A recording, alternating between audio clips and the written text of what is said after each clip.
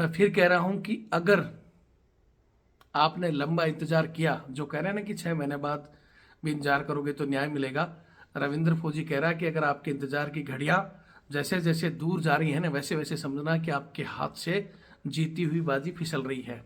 ये रविंद्र फौजी बोल रहा है, लिख कर ले लेना। जीतना है तो लड़ना सीखो, आवाज़ उठाना सीखो। हमारा काम है आप लोगों को जगाना। जिंदों को न्याय मिलता है, मुर्दों को अगर न्याय मिल भी जाए तो किसी काम का नहीं है, यह याद रखें। जय हिंद, जय भारत, वंदे मातरम। मैं रविंद्र फौजी। आज मैं कुछ विशेष बातें एक बार फिर आपसे बताने वाला हूं। हमारे केस के सिलसिले में, जो केस की दिल्ली हाई कोर्ट में पेंडिंग है, जिसकी पूरी प्रक्रिया हो चुकी है। जज साहब ने सिर्फ फैसला सुनाना है और वो फैसला सुनाते हुए उनको 1 महीना लगभग हो चुका है, लेकिन उन्होंने फैसला नहीं सुनाया है। यहां आपको बता दूं कि अभी तक फैसला 100% हमारे हक में है।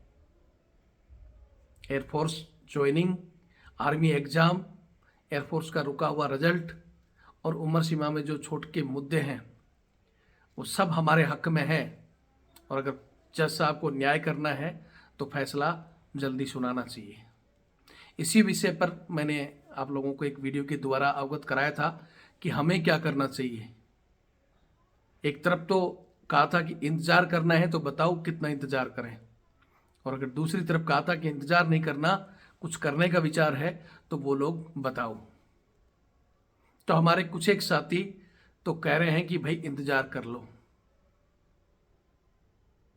एक साथी ने कह दिया कि जज साहब तो अमूमन फैसलों में 6 महीने भी लग जाते हैं, कोई कह रहा है 2 महीने लग जाते हैं, तो आप वेट कर लो।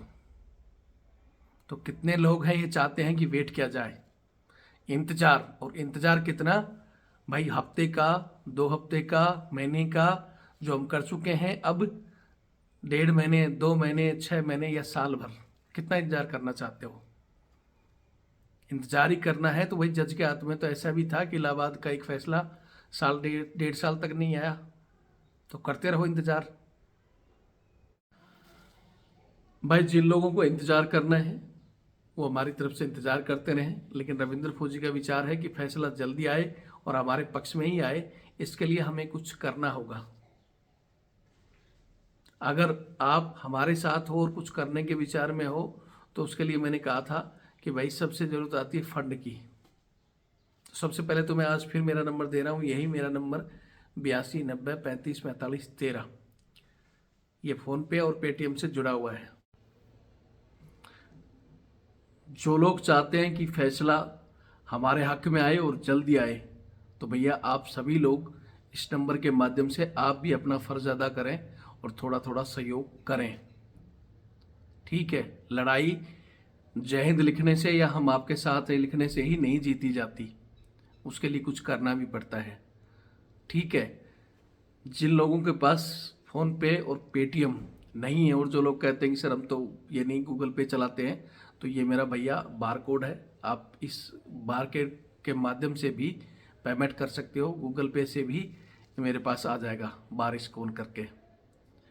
उसके अलावा बहुत से लोग कहते हैं कि जी हम तो फ़ोन पे, गूगल पे कुछ नहीं चलाते, तो उनके लिए मेरा अकाउंट नंबर है ये 612 642 33 600। SBI का अकाउंट नंबर है, रविंद्र सिंह के नाम से, IFSC कोड इसमें दिया हुआ है। आप किसी भी माध्यम से मदद कर सकते हो। तो अगर कुछ करना है तो भाई अपनी, मैं फिर कहता हूँ कि बहुत से लोग इसमें जो सवाल खड़े करते हैं, मैं उनके बारे में भी बताऊँगा। सबसे पहले मैंने 13 को वीडियो डाला था, और 13 के बाद में अब तक हमारे पास लोगों ने सिर्फ कितना, 77 लोगों ने पैसे भेजे हैं। उसमें से भी ठीक है, कुछ एक आदमी हैं जिन्होंने 500 या 1000 रुपये भेजे हैं। बाकी कोई 4 रुपये वाला भी है, कोई 10 वाला भी, 100 वाला भी है। लेकिन मैं उन सबका धन्यवाद देता हूँ। कम से कम उसमें ऐसे लोग तो हैं, जैसे एक बच्चे ने कहा कि सर मेरे पास 4 रुपये थे। मैंने बोला यार वो भी नहीं भेजता तो कोई दिक्कत नहीं थी दोस्त तेरे लिए, तू सिर्फ इन वीडियो को शेयर कर दे। मैंने पहले भी कहा था, आज भी कह रहा हूँ भाई, जिसके पास नहीं है, बोलते हैं तन मन धन से आंदोलन या कोई भी प्रक्रिया जीती जाती है। जिसके पास नहीं है कम से कम वीडियो को शेयर कर दो हज़ारों जगह, जो दूसरे बंदे जिसकी हिम्मत होगी वो देगा। ठीक है, दूसरा आदमी की सर मैं दे नहीं सकता, लेकिन मैं दिल्ली ज़रूर आ जाऊँगा आंदोलन। मैंने फिर कहा कि जो गरीब आदमी है जो नहीं दे सकता, कई जैसे एक ने कहा कि सब मैं तो 10,000 की नौकरी कर रहा हूँ, लेकिन मैं ज़्यादा नहीं, आपको 100 रुपये भेज दिया है मैंने कहा कि नहीं, अगर आप नहीं भी भेजते तो भी चलता, लेकिन कम से कम आपने हमें ये तो 100 तो भेजा। लेकिन एक माह से वो है कि मैं एक्स सर्विसमैन हूँ और मैं दूसरी जॉब भी कर रहा हूँ और मैं आपके साथ हूँ, ये भी कर रहे हैं, और फिर कहते हैं कि आप जीत जाओगे तो मैं आपको ज़रूर दूंगा जो 1,500 रुपये। तब हमें लगता है कि यार ये तो सारा एक मतलब स्वार्थ का, मतलब रविंद्र फौजी अपनी जेब से लगाए, हारे जीते, और रविंद्र फौजी के जाएं, जीत जाएंगे तो वो हमें 1,500 देंगे और फिर बोलेंगे ऐसे कि एक सर्विसमैन भी हूँ और दूसरी जॉब भी कर रहा हूँ। इससे अच्छा तो भैया यही बोल दो कि मैं गरीब हूँ, नहीं दे सकता, तो उसमें हमें ये तो तसल्ली होती है कि हाँ, हम जिनके लिए लड़ रहे हैं वो भाई गरीब आदमी है और हमें ही खर्च करना पड़ेगा, कम से कम हमारी आत्मा तो दुख ना पाए। ये सुन के मैं भी तो एक सर्विसमैन ही हूँ, मैं कोई टाटा बिरला तो नहीं हूँ, लेकिन फिर भी जितना हो मैं मेरी तरफ से भी कोशिश करता हूँ, लोगों से लेकर कैसे भी करके मैं यहाँ तक पहुँचा हूँ। इसलिए फिर कह रहा हूँ कि भैया ये खाली जैसे जय हिंद हम आपके साथ हैं, चलो सर आ जाएंगे दिल्ली, लेकिन उससे पहले की जो व्यवस्था करनी है, मैंने बताया कि पहला हमारा प्रोग्राम है कि हम जज साहब के साथ ही, इन्हीं जज साहब के पास अप्रोच लगाएं कि भाई जल्दी कर रहे हो नहीं कर रहे हो, कैसे, वो हमारा काम है कैसे करना है। यहाँ से नहीं होता तो हम सुप्रीम कोर्ट में भी अप्रोच लगा सकते हैं कि साहब आप डायरेक्शन दे हाई कोर्ट को, ये बच्चे पहले ही 3 साल इनकी पहले बर्बाद हो गई, अब कोर्ट के माध्यम से भी करोगे तो फिर इनकी वो हालत हो जाएगी, ना इधर के रहे ना इधर के, ना कुएं में, इधर जाओ तो कुआर, इधर जाओ तो खाई, भविष्य हो जाएगा खराब इनका। तीसरा है कि वहाँ नहीं होता है तो फिर आंदोलन किया जाए, आवाज़ को उठाया जाए। जैसे लगातार सरकार ड्रामे दिखा रही है ना, अग्निपथ के रोज़ वीडियो जारी हो रहे हैं, कोई ब्रिगेडियर कर रहा है, कोई जनरल कर रहा है, दिखा रहे हैं कि साहब बहुत बढ़िया टर्निंग चल रही है, देश के लिए ये हो जाएगा फलाना। तो ये सारे के सारे ड्रामे कहीं ना कहीं आपके न्यायपालिका को और देश को दिखाने के लिए ही चल रहा है। ये सिस्टम आप जब समझोगे, जब फैसला डिले होगा, जब फैसले का घड़ी आएगी तो क्या आएगा फिर पता चल जाएगा आपको, फिर आप आंखें खुल जाएंगी कि देरी का क्या होता है। ठीक है, इसलिए मैं ज़्यादा कुछ नहीं कहूँगा।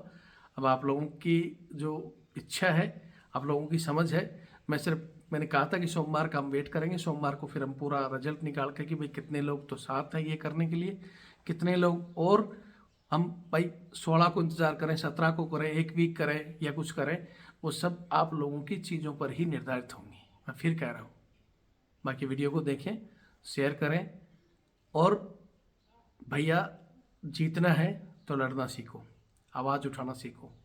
हमारा काम है आप लोगों को जगाना। जिंदों को न्याय मिलता है, मुर्दों को अगर न्याय मिल भी जाए तो किसी काम का नहीं है, यह याद रखना। बहुत से लोग, फिर मैं कह रहा हूँ कि हमारे ही कुछ साथी कि भाई इंतज़ार कर लो, जज साहब पर प्रेशर मत डालो या नाराज़ हो जाएंगे, ऐसा कुछ नहीं है। न्याय के लिए आवाज़ उठाना और चिल्लाना पड़ता है। उदाहरण आप देख लो, पढ़े लिखे हो, गूगल वगैरह में सर्च करके कि कैसे कैसे लोगों ने न्याय लिया है। ये पुरानी पेंशन का और एसएसबी का जो रिजल्ट आया है, चुप बैठने से नहीं आया है, क्या क्या उन लोगों ने किया है एक बार देख लो। एसएसबी वाले कहाँ से कहाँ तक बेचारे पैदल चले हैं, कितना हाईलाइट हुआ है। और फिर पुरानी पेंशन का तो कितना लोगों ने चारों तरफ से हा हुल्लड़ रहा है, वो सबको पता है। बाकी आप लोगों की मर्जी है। जय हिंद, जय भारत, वंदे मातरम। कल सोमवार को फैसले का 1 दिन का इंतजार भी हो जाएगा और आगे की रणनीति भी कल शाम को 5 बजे आकर मैं आपको बता दूंगा। तब तक के लिए मैं आपका भी इंतजार कर रहा हूँ, इस बजट का भी और आपकी बातों का भी। जय हिंद, जय भारत, वंदे मातरम।